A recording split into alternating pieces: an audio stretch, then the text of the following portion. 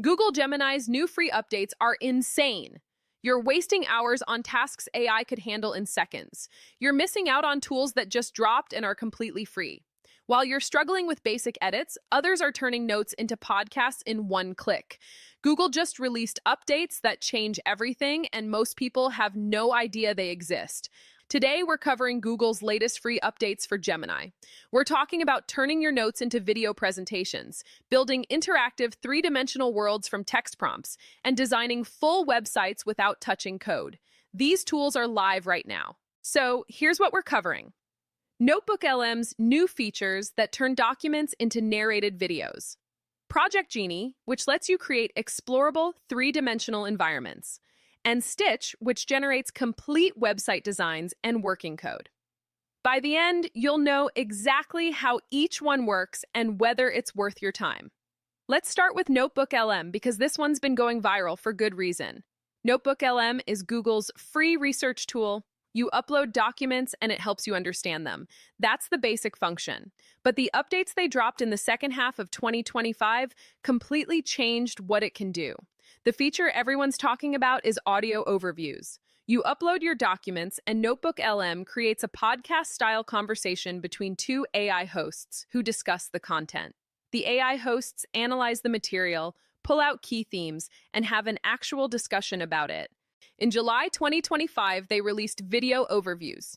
Same concept, but now it creates narrated slide presentations. The AI generates visuals, pulls in diagrams from your documents, and creates graphics to illustrate concepts. You've got a 50-page research paper or a dense technical report. You upload it to NotebookLM. Within minutes, you've got a video presentation that breaks down the complex parts visually. You can customize it too. Tell it what topics to focus on. Describe your target audience. The AI adapts the output based on what you need.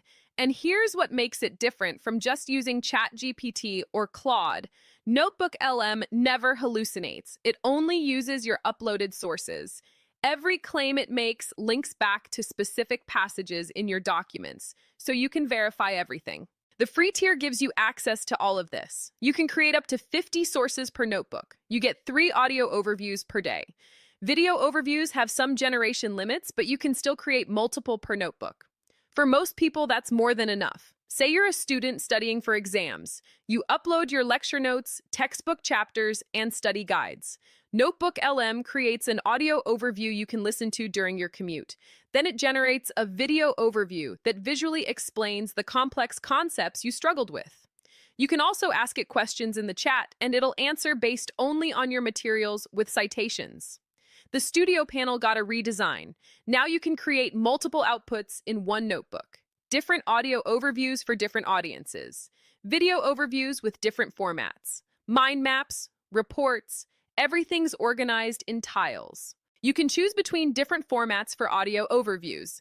Deep dive for thorough examination. Brief for quick summary. Critique for critical analysis. Debate for opposing viewpoints. Audio and video overviews now work in over 80 languages. Now, NotebookLM isn't perfect. Video generation can take 5 to 10 minutes. The free tier has daily limits on how many you can create. And while the content quality is high, the visuals aren't hyper-polished design work.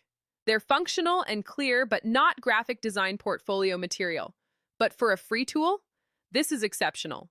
The fact that you can go from raw documents to podcast-style audio or narrated video presentations without manual editing is genuinely game-changing for research, studying, and content creation. When I first started testing NotebookLM, I was overwhelmed trying to figure out which features actually save time versus which ones just looked impressive in demos. Project Genie. This one's different. Project Genie is currently only available to Google AI Ultra subscribers in the US.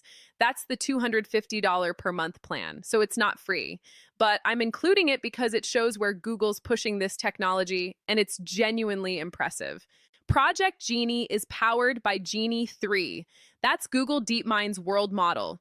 It creates an interactive space you can move through and explore in real time. Here's how it works. You describe an environment using text or upload an image.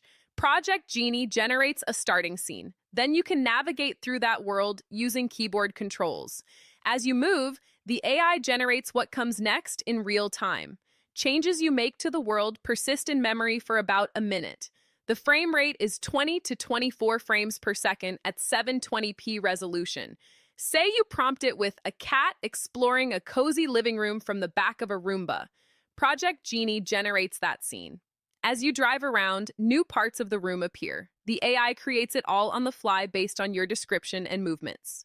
Before you start exploring, there's a world sketching phase. Google's Nano Banana Pro model generates a preview image based on your prompt. You can see what the starting point will look like and make adjustments. You can also remix existing worlds. Take something from the gallery, modify the prompt, and create your own variation. Current limitations. Generation is capped at 60 seconds per session. Text rendering is poor. Real-world locations aren't accurately simulated. And character control can be laggy at times. Google positions this as research toward AGI. Practical use cases right now include game developers, prototyping environments, educators creating historical settings, and architects visualizing spatial concepts. At $250 a month, this is for power users and professionals. For most people watching this video, it's not accessible yet. Google has demos on their Project Genie website you can watch to see the capabilities. Now let's talk about Stitch. Stitch is Google's free AI-powered UI design tool. It launched at Google I/O 2025 in May. You just need a Google account to use it. You describe a user interface in plain text or upload a sketch. Stitch generates a complete UI design and gives you the front-end code, HTML, CSS, and in some cases, React components.